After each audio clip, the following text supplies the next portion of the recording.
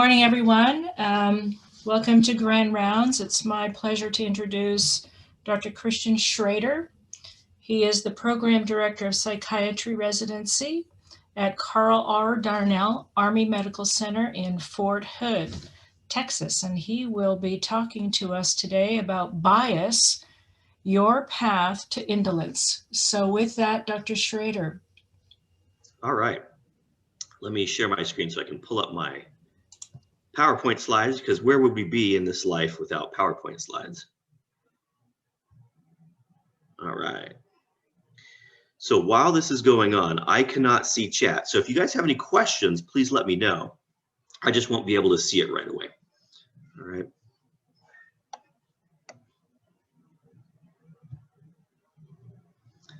Okay. So I was actually asked to present a little bit on wellness. A little bit about who I am as a person and an individual. Well, I've got a few identities in this life right now. I guess first and foremost, I'm a dad. I've got 5 kids. I'm a husband to my beautiful wife. I'm a homeowner in Texas. I'm a taxpayer according to the government. According to the Army, I am both a lieutenant colonel, so sort of on the higher end of the officers, and a medical officer in psychiatry. So that means I get to practice pretty much anything, anywhere they want me to. And so as I have built all these identities, it's become sometimes increasingly more difficult to make sure they all kind of match in my own personal desires about where I want to be in life. And so I've had to take an increasingly stronger view internally about my own biases and how they've affected me in my decision making, how they've affected me in my patient care, and how they've also affected me in my leadership capacity, as I have in the past and presently been in charge of different things for the military. So in the past, I've been department chair of the behavioral health department at a mid-sized medical center. I have, I'm now a program director. I've run disability centers for the military. So I've kind of done a lot of leadership things. And unfortunately, as I've looked back on my life, maybe not all those decisions that I've made along the way have maybe been best optimized to solve the issues at hand. And bias plays a lot into that. And so understanding our own biases, and how they influence our decision-making in interaction with others can help us understand ourselves and make better decisions in life, and also help us feel more comfortable about ourselves as individuals and people. And I think that's a really important aspect of wellness that we don't talk about. Wellness, of course, being very on everybody's mind just because the ACGME wants it to be. It's very important to the ACGME because it's one of their mandated things that they will review in all programs. And historically, that wasn't always the case. So we'll kind of go through and change and kind of get an understanding about bias. And even in the medical community, in the academic medicine community, how bias has influenced our teaching habits and work climate pretty much for the last maybe 150, 200 years. Coming out of Victorian medicine in Europe. So this is bias, your pathway to indolence.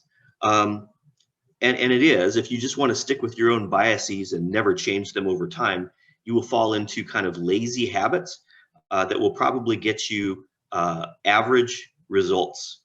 So certainly if that's your decision, you are fine to do that. So the Surgeon General's warning, I've really got no financial interest staked in bias. These views are presented as my own, and they don't represent the Army as a whole, Army Medicine, or Darnall Army Medical Center. And I will note that bias is difficult to accept, and this also gets kind of deep really fast. So this is kind of an interactive session. So please, if you've got questions, if you've got comments, bring them up, because I don't think that we can really understand bias without maybe a discussion. So I know this is kind of a larger group format, but I've had this work with other people as well using this. Oh, and I do sometimes call on people, so just be aware of that. All right, so for the neurotic individuals who are watching, we will be doing maybe a judgmental activity first. We'll talk about environmental versus existential threats. Then we'll move on to implicit versus explicit bias. I'll review a TED Talk, which I think is really good as it has a strong undertone of dealing with medicine and how bias as clinicians can affect our patients. We'll have some discussion. And for the neurotic individuals, there are about 103 slides to get through in the next 60 minutes or less. So we'll be moving really fast. And by the way, that is not true. I do not have 103 slides because I do not like to talk about slides alone. So first thing I'd like you guys to do, this is the first interactive portion of bias, and I think it's really important to get going. I want you to judge this guy whose picture appears before you, all right? And yes, that is me. And if you can't stand the picture, please think of a slightly less rugged, slightly chubby Jude Law with less of a bank account in scrubs. So this was taken actually after a credentials meeting for the hospital. I was a little tired. It was later in the day, and I haven't had my second caffeine bump. So just looking at this picture, let me know. So open up your mics and let me know, what sort of music does this individual like just based on the picture?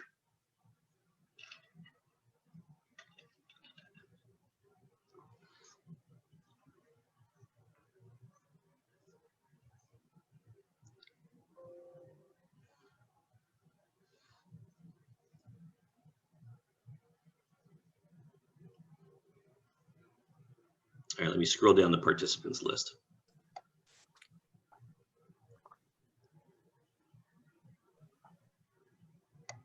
Dr. Goodman, if you're available, what type of music do you think this guy likes? Maybe some heavy metal. Heavy metal?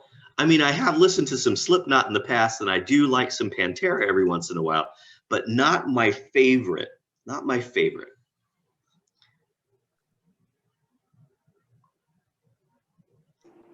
This is Dr. Crosser. I'm going to go with Adele. I think you like some soft grooves. Soft grooves are good, and they certainly help calm me down. And I have been known, by the way, to take some Enya with me when I go to Afghanistan because, you know, you need some soft tunes. But actually, no. And we could go on for quite a while. I think I've only had one group get this right. I actually love, absolutely love electronica. So trance, techno, that sort of stuff. And as odd as it is, I did not grow up with that at all.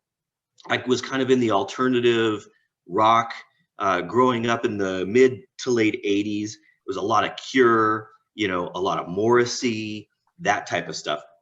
And I really enjoyed it. But shoot, I mean, medical school came around. I had to hyper focus. I sat up on the second floor of the library with my earphones on. And I found that trance and techno provided a background music with no words, and it actually helped me focus.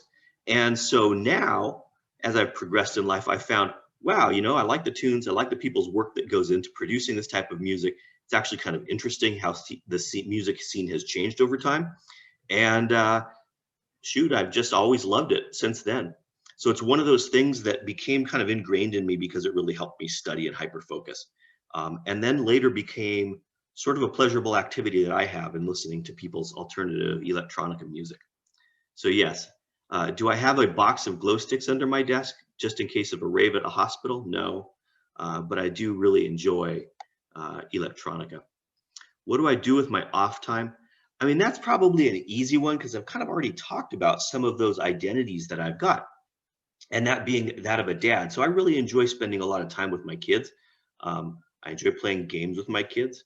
I got a lot of board games, got some video games, got some games outside that we play. So I like spending time with the kids and the family. I think that's really important. And certainly in a job that tends to pull us away from those things that are time intensive that we love to do, whether they be hobbies or whether they be other activities, it takes some presence of mind to really put yourself into those activities that are supportive to you.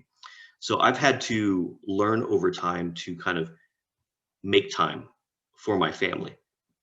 Because I'll be honest, medicine will suck your time away if you allow it to. There's always more work to be done. And the Army will also suck your time away. So I've got 2 time sucks. So how am I as a psychiatrist? What are some opinions just based on this photo? How am I as a psychiatrist?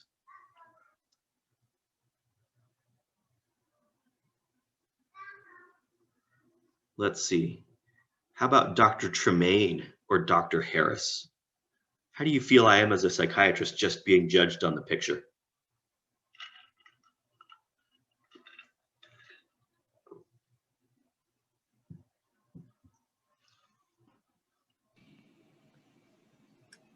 I'd say you're probably empathetic. That's good. Probably by nature of my slightly round and chubby face. You know, I also have a baby face. So that helps me a little bit.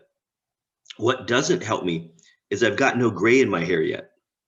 And it tends to be in psychiatry, especially if you've got gray hair, people trust you a little bit more when they walk into the room. So I've almost got to use a reverse hair dye, I think, because judging on family history and family photos, I don't think I'm ever going to go gray. So yeah, I feel pretty comfortable as a psychiatrist, and usually I'm trusted when I come into a room. But I got some tricks, honestly, to help people feel comfortable with me. So one of the first things I do when I walk into a room is I actually lower my chair. So I sit lower than eye level than the other person. And that puts them naturally in a position of physical dominance to where they feel more in control of the conversation.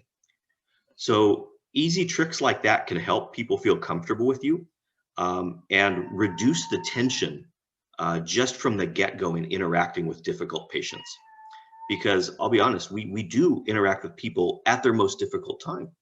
And so they are apt to be, and it is normal for them to be difficult patients, so to speak.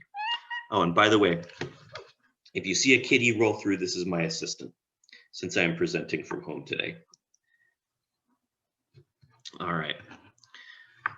We talked about a little bit of my interests. I do love psychiatry and teaching and medicine. I love my kids.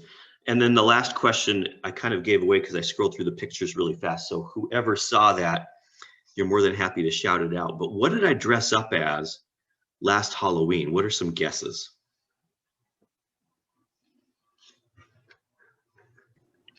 Harry Potter. I don't know if I can pull that off, but that's one of my daughter's favorite series. So maybe I'm thinking about it, but I'd have to dress up as someone from Hufflepuff.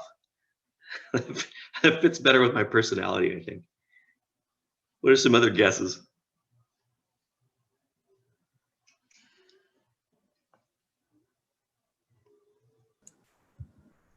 Daft Punk. Ooh, that's actually a good one. I hadn't thought about that one either. I should do that next year. So I'll actually show you. So last year, I dressed up as Stan. I'm a big 80s fan anyways, just growing up in that time period. So it was very Stranger Things, but more nerdy and less scary. So I dressed up as actually Stan from Revenge of the Nerds, which is a 1984 comedy film. And Stan was the leader of the Alpha Betas, who was the head of the Greek union for that college. So I wore a pink polo shirt and popped the collar and had a sweater tied over my shoulders and kind of walked around saying, "Where are these nerds?" To my kids. But in reality, growing up, I was much more like Gilbert and Lewis. Those were the primary nerds in the film, and I still am. But that's kind of my humor. It usually devolves back towards the 80s. So knowing yourself is important. All right. So that's a little bit about me, and that's a little bit about bias just based on how we observe people. Sometimes what goes on in our mind isn't always the correct answer. And so we have to question our own beliefs, and we have to question them and find out more about their own personal history to understand them a little bit more. Because what our initial thoughts are about people aren't always the correct ones. And we've got some internal bias that drives our own feelings and emotions and thinking patterns. based on what we see and the short interactions that we have with other people. So getting into learning how biases occur, or how we kind of generate these over time. Because in order to understand why these biases are there and how to combat them, we got to understand the root cause of these biases. So let's talk about the happy Homo erectus. So a happy caveman wakes up one morning and he's super happy today because he's reached over by his campfire in his cave. And he's the first caveman in the world to take a large stick or a bone and tie a sharp flint at the, nap of flint at the end of that stick with some raw hide. And he has made the first axe ever. And he takes some practice swings. He feels real comfortable with this. And he's looking at himself, maybe in a puddle of water in the corner. And he goes, wow, you know what? I've got the beard, I've got the hair, I've got the axe. I'm feeling good. I'm the best trained, best equipped, best armed, most dangerous caveman in existence now. And I plan on going out, gathering some good meat and berries and nuts, and coming back and inviting all my cave friends over. And this is going to be the best cave ever. And that's why he's happy. And he walks out from his cave and he comes face to face with an environmental stressor. All right. And this environmental stressor, being a larger than life cave bear, his axe doesn't look so big anymore. And all of a sudden, his body is primed to do one of two things. And it does one of those two things really well. In fact, ours does the same thing. Our sympathetic nervous system fires off very quickly. Adrenaline floods our bloodstream, gets into everywhere it needs to be. And we are ready to fight that bear for our lives, like that inebriated Russian guy in the Adidas track bottoms with a bat, or run from that bear like the scientist who has shot the bear with the sedative dart, and that sedative dart has not kicked in yet. And the third, of course, is freeze. That happens too. That is not very life-sustaining in a dangerous situation, though. So we tend to focus on the fight or flight. And in the acute environmental stressor, if we have an acute stress response, these are very normal and adaptive. And so our sympathetic tone skyrockets. We get a lot of adrenaline release. But then after that tone has decreased, after that danger is gone, what happens is our parasympathetic tone, our rest and digest, kind of central nervous system, comes back up online, and homeostasis is reestablished. Okay, so we calm down.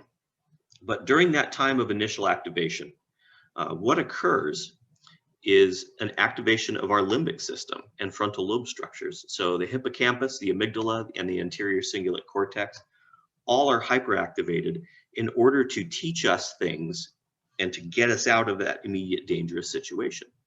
Okay. And by the way, when people are experiencing an anxiety attack or a panic attack, what they're often experiencing is an inappropriate release of adrenaline and increase of the sympathetic tone in response to a trigger. So they get that same vasoconstriction, the airways open up, their eyes open up, and they get often light blinded a little bit if it's very bright in the area, and they get increased cardiac output, i.e. my heart rate's going up and I've got palpitations. And so all these symptoms of anxiety that people get are kind of environmental triggers that just kick off at the wrong time. But it's key that we understand that the brain structures here, the limbic system and the frontal lobe structures, are part of our learning system to keep us alive. And our memories in these acute stressful periods are tagged with a lot of emotion. So for that cave bear situation,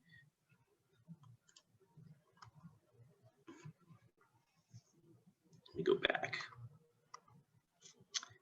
So in this situation, in future moments, the minute that caveman steps out of that cave across that threshold, he will probably feel some anxiety, and he will probably feel some adrenaline release, just because his brain is prompting a fight or flight response according to the remembering things that he's experienced, so the memories that have happened. So when I stepped across this cave threshold, then I potentially am in danger. Or when that bush over there rustles, then potentially I am in danger. All right. So these things can become ingrained over time if they happen more and more.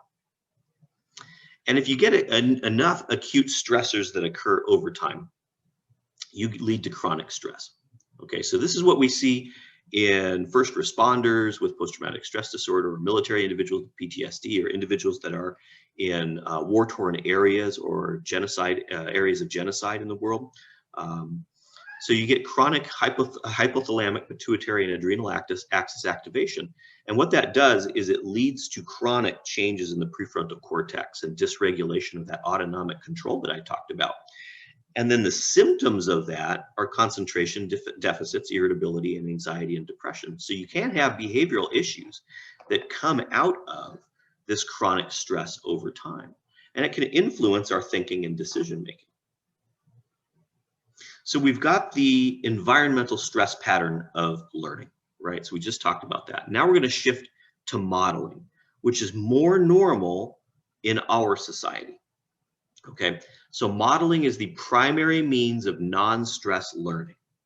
And jointly with stress learning, the sympathetic nervous system, it forms our patterns of thinking and behavior that eventually form our identity, or what we view ourselves as. This becomes our lens through which we view our world.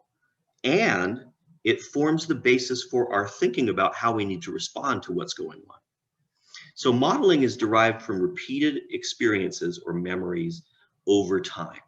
And then memories, as they build up and as like memories consolidate, they evoke emotion, okay? So for example, often about this time, see, I'm an addiction psychiatrist as well, so I like talking addictions. Boy, oh boy, my trackpad is very sensitive today. So let's see, Doctor Who, Tom Who. If I would ask you and the group to think about your favorite food, just close your eyes for a minute and think about imagining an image of your favorite food. I already know mine, so it's an easy response for me. So Dr. Tom Who, what might your favorite food be?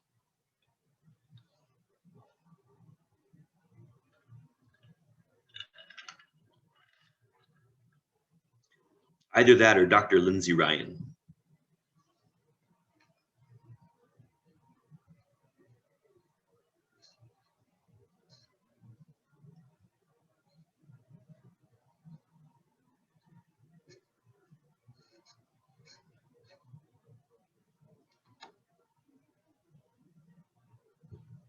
Or anybody.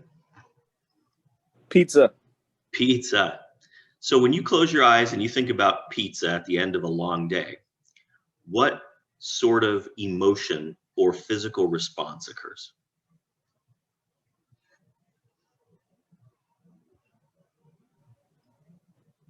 You get a little salivation, a little euphoria, thinking about good old friends and pizza. Yeah, so that's pretty Pavlovian, right? So for me, it's meatloaf and mashed potatoes. And so if I am somewhere that serves meatloaf and mashed potatoes, I often get that same response. I get some good emotion. I feel all warm and fuzzy. I kind of salivate a little bit. I could meatloaf, gravy, and mashed potatoes and peas. Just one of my favorite meals, because it doesn't just taste good. Taste is only one part of it. There's a lot of emotion tagged with our favorite foods, often family or friend based. So this would be a positive occurrence of modeling. Okay, so it's a non-stress learning over time that a particular meal is beneficial for your physical body because it tastes good and it fills you up.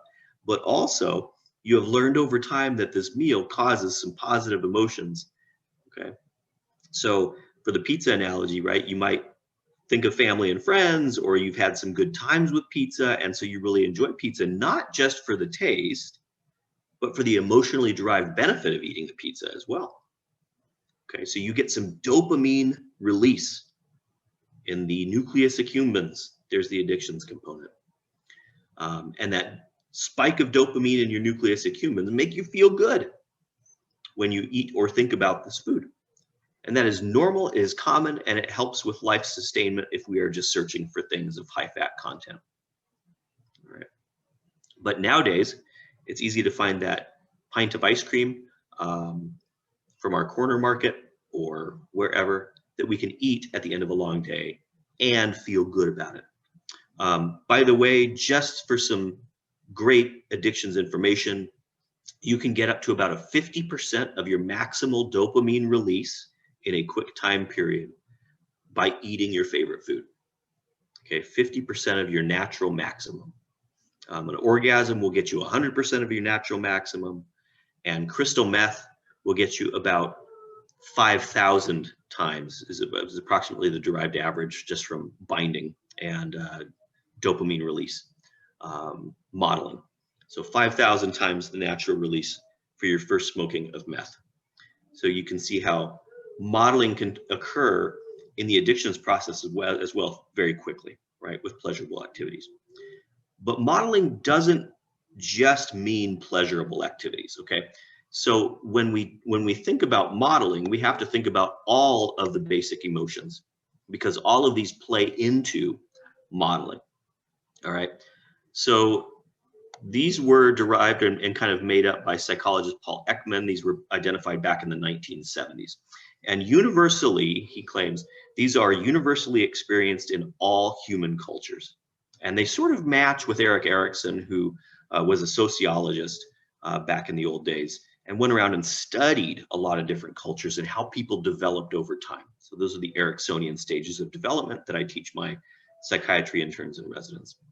So those basic emotions that we all feel, happy, sad, disgust, fear, surprise, and anger, okay? So a fear-based response or a surprise response, those are the two that are really going to play most often into the environmental or acute stress learning. But anger, disgust, sadness, and happiness will often be kind of track more into modeling over time.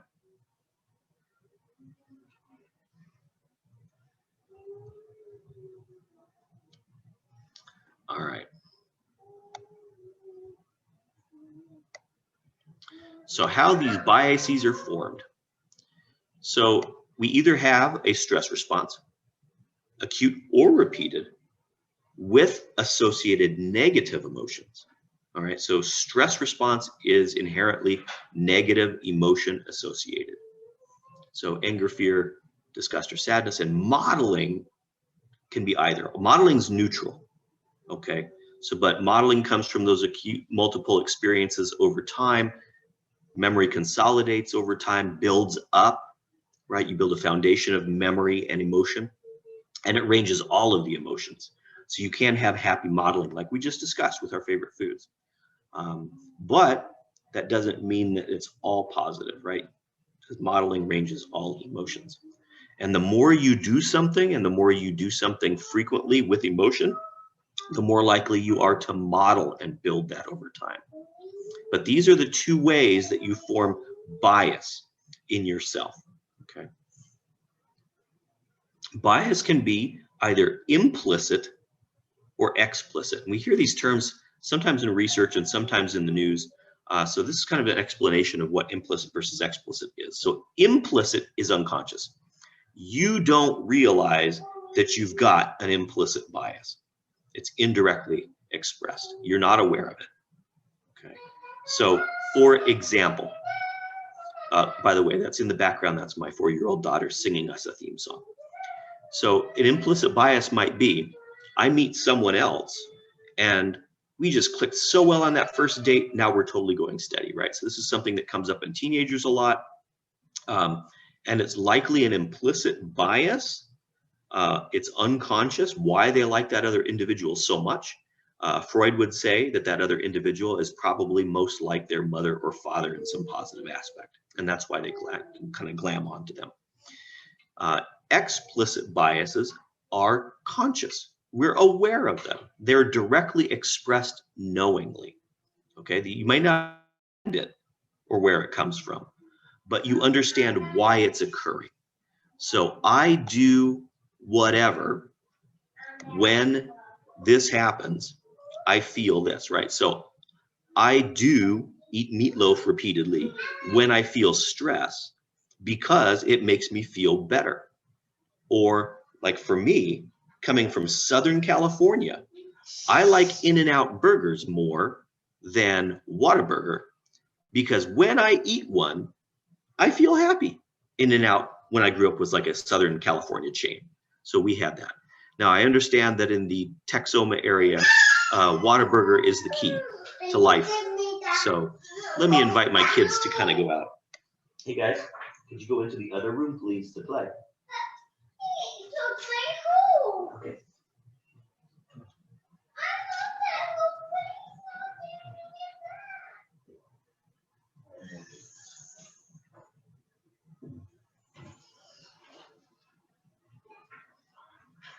Apologies about that. The risks of working from home. I'm also in a GME conference on Microsoft Teams, so I'm kind of double dipping digitally. So we are what we experience. All right, we are what we experience. And what you want to be is not a single option bias. Okay, so how do we combat the biases that we get and engender over time? Okay, well, you want to be kind of a stew pot of experience.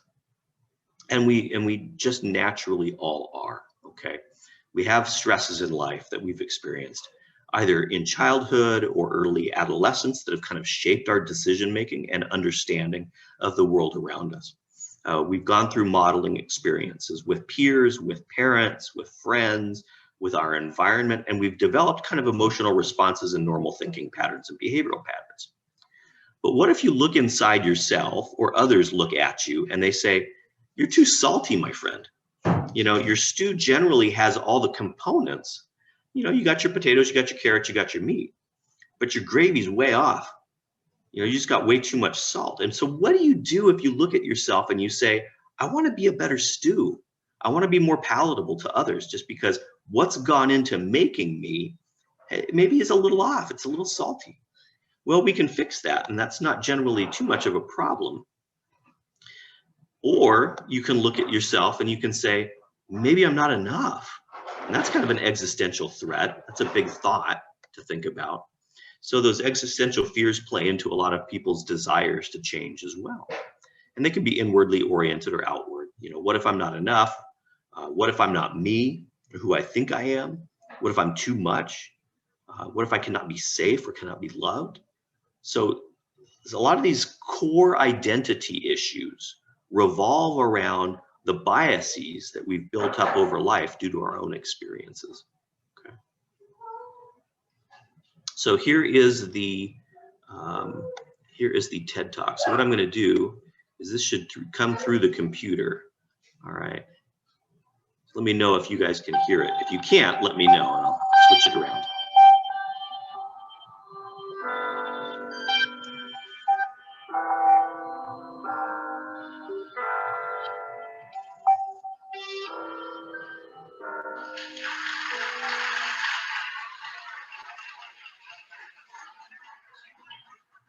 I would like to begin my talk with an important message.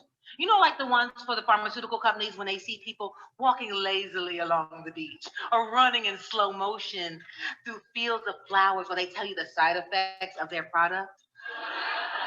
Nausea, vomiting, heart arrhythmia, constipation, impotence, erections lasting more than 4 hours. But seriously, I'm going to say some things during my talk that may make you uncomfortable, and they should. But what I ask of you in this time is to stay present with me through this and ask yourself some critical questions, to really listen closer and ask and really question your own thoughts and behaviors and be open to a new view of yourself. You may ask as I start to present this, you may say, oh, Melanie, I got that. I know this. I read the book. This doesn't apply to me. I would like to challenge that belief. And you may say, what is this concept that is so controversial that she feels she needs a preface statement? The concept is implicit bias. Let me tell you a story. A young couple, college sweethearts. They graduate school, begin their careers, get married, and start a family. As they start to approach their 30s, they begin to say that they're closing in on the American dream. They purchase their first home. 3 weeks after they close on this home, the husband becomes violently ill. So this family, husband, wife, 3 children, ages 5, 3, and 1, and a baby on the way, goes searching for the diagnosis that has stricken this otherwise healthy and vital 32-year-old man. Turn to your neighbor and say, 4 weeks later.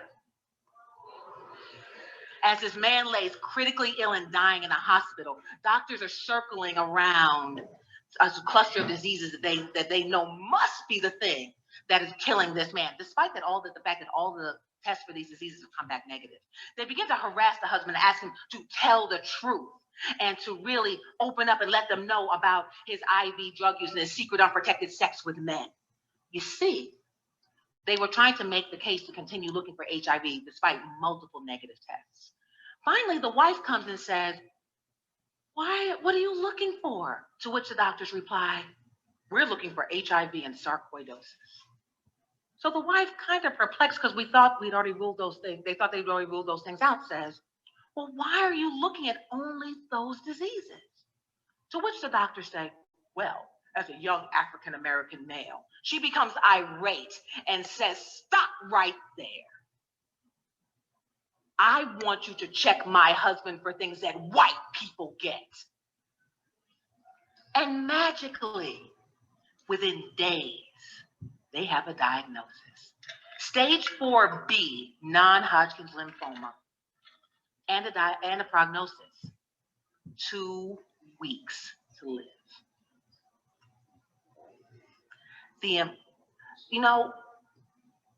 The implicit bias that existed within these doctors resulted in a behavior that showed what diseases they chose to and not to look for. The implicit bias of these doctors said how much value they placed or did not place upon the information that they received from the patient and his wife. You may say, Melanie, how does this happen? How do we, as good activists and hardworking, progressive, open-minded American citizens, how do we continue to fall into the story of these stereotypes? Implicit bias, those unconscious things that have been flowing through us since childhood. You may say to me, well, what is implicit bias? Well, I'm going to give you an academic definition. Implicit bias, otherwise known as implicit social cognition, are those attitudes and stereotypes that affect our behaviors, our decisions, and our attitudes unconsciously. I relate it to like the Matrix. Anyone here seen the Matrix? When you're in the Matrix, you don't know you're in there. You're just happily walking along, thinking everything is okay.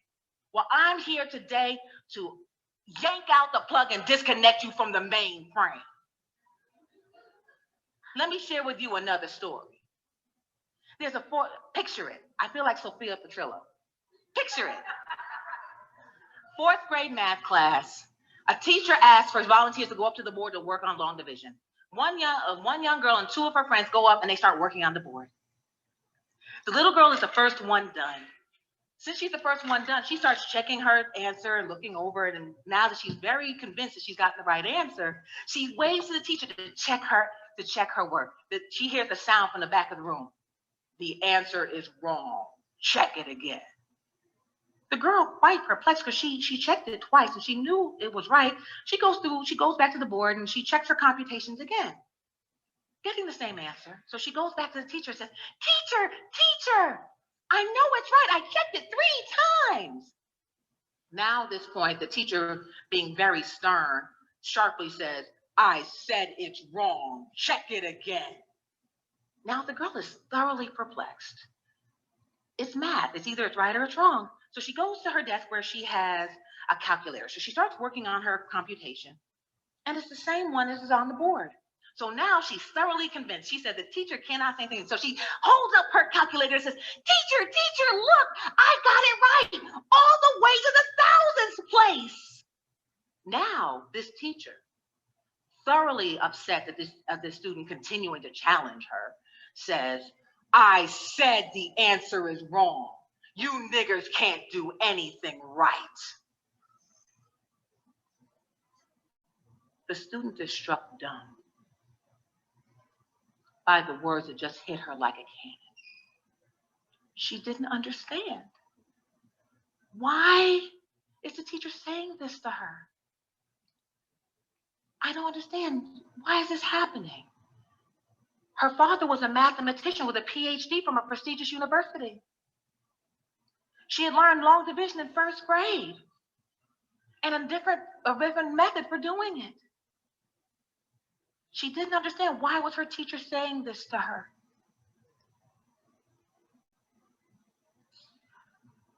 This little girl learned the first of many valuable lessons that day.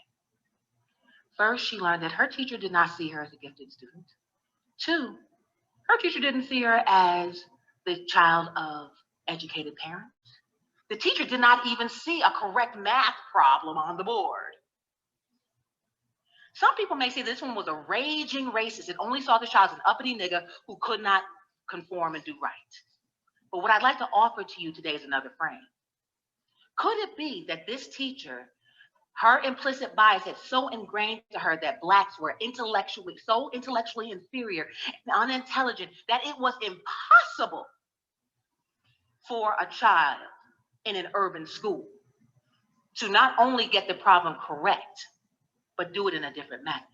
So then when faced with something that all her life that her biases had told her was impossible, that could not possibly be, reacted from such a primal place to protect that worldview that she had held sacred up until that time. There's another quote. Some people just not ready to be unplugged. They are so inured, so dependent on the system as it stands that they will fight to protect it. Again, the matrix, that's Morpheus. All right. So that both the little girl and the woman who lost her husband were her own life experiences. And so for her, she had experienced some pretty profound bias by other people. And she herself had formed her own biases. She goes on to talk about this a little bit later on in the video. We don't have enough time to watch everything. And then she goes on to kind of discuss how she's overcome her own biases in life. And so we'll talk about that. So we all have biases. We need to, in wellness, the first step in realizing our own limitations is to really realize our own limitations. And so just admit and accept that we all have some sort of bias, whether it's strong, whether it's weak, doesn't matter, it's in there. It kind of makes us who we are. And then our job is, as healthcare professionals especially, to recognize if we have bias, how to minimize its effect in the physician-patient interaction, and how to minimize its effect in our treatment of those that come to us to be healed. And I think it's an extremely important task that we take on ourselves. Not only does it help our patients improve their life circumstances as we help them heal, but it also improves our own wellness as we have become more comfortable with ourselves and understand more about ourselves. In essence, we've strengthened our emotional intelligence, and we've strengthened ourselves in understanding our own bias in the world around us. So going back to the stew analogy, because I love food. So like I said, our life experiences all congregate in this big stew pot. They make us who we are. So how do we fix maybe what we kind of term to be a bad stew or an unpalatable stew? Well, in the stew, if I was going to go in and fix a bad stew, I would review kind of what the ingredients are. And in life, that's very similar to kind of taking a look at our own life history and the events that we've gone through. In the stew, how long has it been in the pot? The longer a soup or stew sits in a pot, the more flavors tend to congregate and coalesce. All right. The stronger that essence comes together. So in life, we want to review how strong those life memories are to us. If they are very poignant, meaning if we start bringing them up and we instantly get a physiologic reaction of anxiety, tearfulness, very strong emotion, then that's probably a pretty significant event. In the stew, what particularly tastes bad? And in life, what are our triggers or behaviors that kind of go into our behaviors and how we interact with others? And then we need to decide how we want to shift that flavor profile. Well, you can take out the bad stuff or you can add more good stuff, or both. And so in life, what we tend to do is confront our bias with experience. So in doing that, what we do is add more unified, varied social experiences that enhance our life and our work. And this is based on Harvard Business Review articles and research. So the big business has found that in their leaders that do have a higher emotional intelligence and have a varied heterogeneous social experience and throughout their life, tend to do better in team building and workplace performance and don't burn out like other leaders in business would, that have just kept to their own internal set of constructs. Okay. So some deep dish thoughts. So biases are there. They're implicit or explicit, meaning unconscious or conscious. And so I just ask you to think about maybe which patients do you not like? And what about those patients causes you to feel negative emotion? So I'll give you an example. For me as a psychiatrist, I would say starting out, the patient type that caused me the most problem, meaning when I saw a cancellation of a particular type of patient, I was very happy. It kind of made my day, right? And so I had to start recognizing that maybe that was an issue. That tended to be what we would term a borderline personality disorder in males, especially in the military. So if you were an active duty Army male with borderline personality disorder, it was very difficult for me, especially early on in my practice and career, to deal with that individual, because my inherent response from my own upbringing was, bud, you got to just pull it together. All right. You got to be a man about this. All right. And how about positive emotions around a patient type? Well, personally, my favorite patient types tend to be OB-GYN related. I do a lot of CL work right now, consult liaison psych work. And so probably my favorite patient type are your postpartum or peripartum depression or psychoses or associated addictions issues.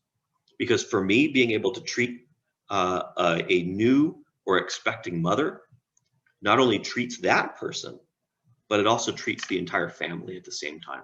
So I've found that to be a very positive experience to me. Maybe look at your desires. What shaped your desire to be in medicine? And think about how you want to overcome bias in your own practice, in your own medical practice, so that you can render care equally to those that you treat. So those are just some thoughts to take away with you from this discussion about bias. I think bias and understanding bias in ourselves and others is an important aspect of wellness. It goes much further in engendering a long-term emotional stability in ourselves, and it creates a better home and work environment. And when we have those stabilized, we're not going to burn out. You know, wellness is not just about being able to take the vacation days that you're owed. Those are important. But kind of this long-term emotional stability is even more important to our identities as people and as healthcare providers. Okay. So that is the end of the slideshow. And I really appreciate your time. I know we're right abutting about the 8 o'clock time period. So what I'd like to do now is just kind of stop and take any questions if you'd like. I can certainly stay on for a little bit, but I'm going to mute myself and open chat and be available for any questions if they come up. But thank you so much for having me here and allowing me to talk a little bit about bias and how we can identify it and how in identifying it, it can help improve our emotional stability and thus improve our wellness. Thank you.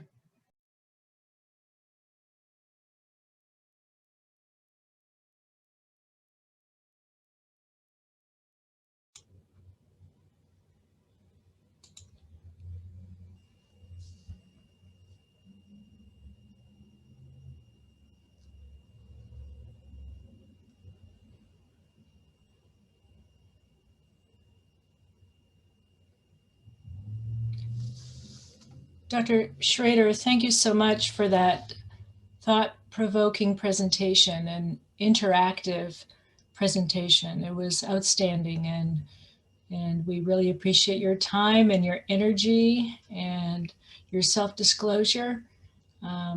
We would love to have you back sometime in the future if you are able to.